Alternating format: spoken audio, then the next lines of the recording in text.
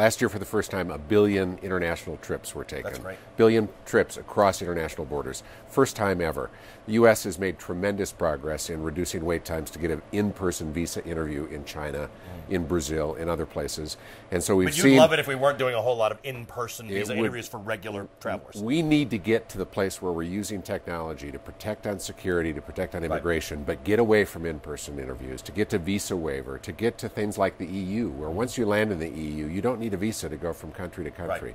So we think if nations first take the lead, continuing to move towards liberalizing and welcoming travel, but then get to regional and hopefully one day a global solution where technology can check you in and run you through immigration and customs because of the airline ticket you bought. We see little bits of that all over the world, but here's the interesting thing. You've got governments, every government says they want more tourists and they want to be more open. But somebody imposes a visa and then someone imposes a counter visa requirement and they get more and more complicated. What's the thinking? I mean, guys like you must sit there and say to these people, what are you doing? Well, part of it is bureaucracy, to be fair, and you end up with different ministries of government. So this is a global issue.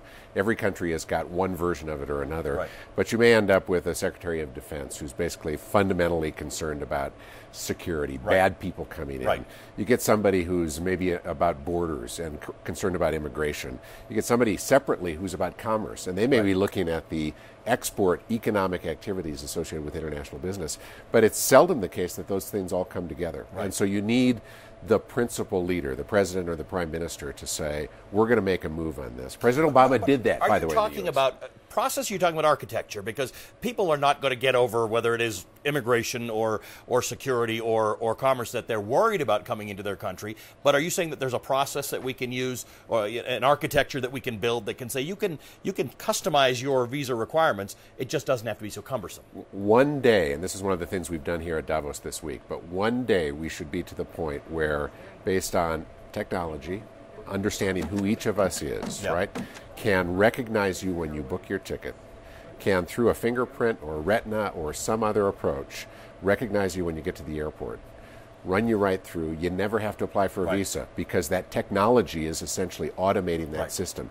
But it will also identify whether you're a risk in some respect, that the country needs to be mindful of, in which case they can either block the border or they can develop a more elaborate process. And is there anybody who's doing this particularly well or has moved toward using technology in an effective fashion? I know there are a lot of countries you can do it all on the internet, but that's not what you're talking about. You're talking about something much smarter. There are bits of it here and there, There's global entry in the United States, so I've got a global entry card. When I arrive back in the U.S. from overseas, I can go to essentially an ATM and I can get through customs essentially instantly.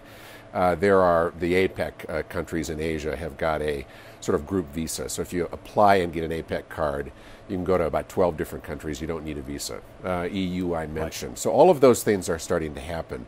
But what we need is for that to become globally coordinated and to be that much more accelerated. There are obviously going to be a few people, I mean, we know of them in the United States, who don't want their fingerprints anywhere and don't want their eye scans anywhere. But is there organized opposition to this anywhere? I don't think so. I think still that's about seeing ghosts. That's the old Orwellian fear that the government has all this information. Those ghosts aren't going away, though. The fact of the matter is, so much is known about each of us today. Through our buying patterns on the internet, known by companies who control internet sites, and known by governments, too. So there's seldom a way to go back into the woods and hide and become anonymous again.